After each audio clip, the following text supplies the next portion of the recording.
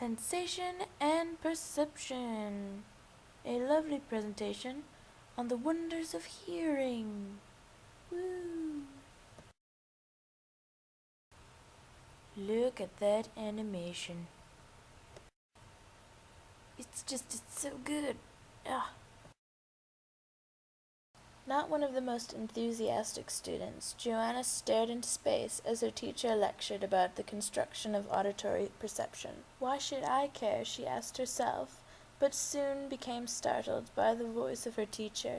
The teacher yelled at her to pay attention. This was no doubt the intensity of the wave's pressure coming from the teacher's vocal cords, no doubt corresponding with the amplitude or height of the wave, and surely the loudness of the teacher's voice was 100 decibels.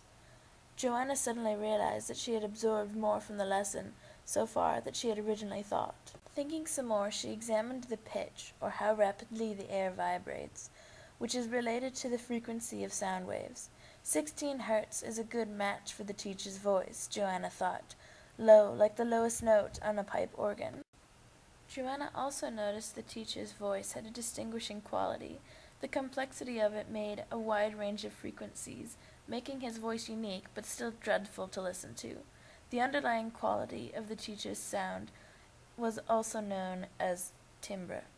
Joanna begins to tire, drifting into a dream, her ears still filling with what sounds like white noise or all frequencies of the audible sound spectrum. She falls into REM sleep where vivid dreams occur. Standing in a funnel-shaped structure, which seemed well designed to catch and collect sound waves, Joanna suddenly realized that she was on the outer ear. "Oh goodness, here we go," she exclaimed as she suddenly got hit by a sound wave and fell into the middle ear. The wave pushed her through the inch-long canal, and she arrived at the oval-shaped membrane called the eardrum.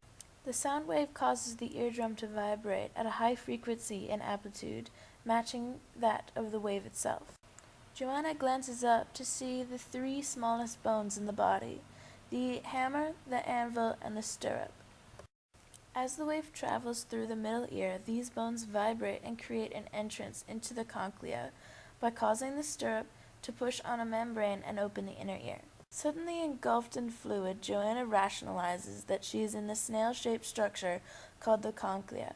She enters the organ of Corti, a chamber placed inside the cochlea, which contains the auditory receptors to continue her journey. Reaching out her hand, Joanna brushes against thin bristles which she recognizes as cilia. These hairs, she notices, are embedded in a rubbery membrane which stretches across the interior of the cochlea. This is none other than the basilar membrane. Any slight amount of exposure to extremely loud noises could permanently damage these fragile cells. Joanna tiptoes through this section. Pressure starts to build up, and the fluid begins to move in a wave-like pattern, pushing the basilar membrane and cilia to brush against another membrane above as they rise and fall. These patterns are what causes electrical impulses to be sent to the auditory nerve and later be perceived as certain sounds. Joanna turns her left and sees the auditory nerve, where the signals are then sent as messages to the brain.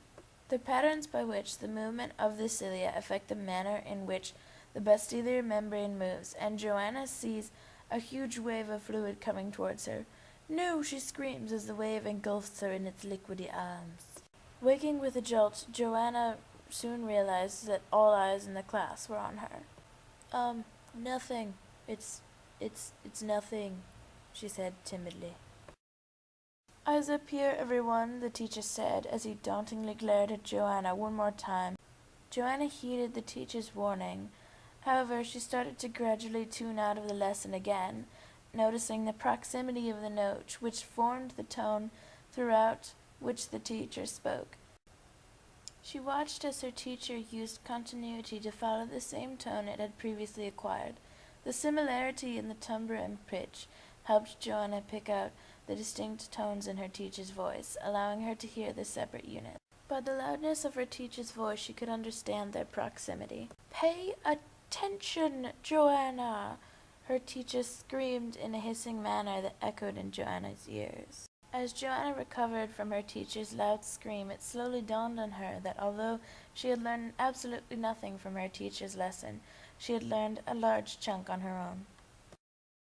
"It's the end. Aren't you happy?"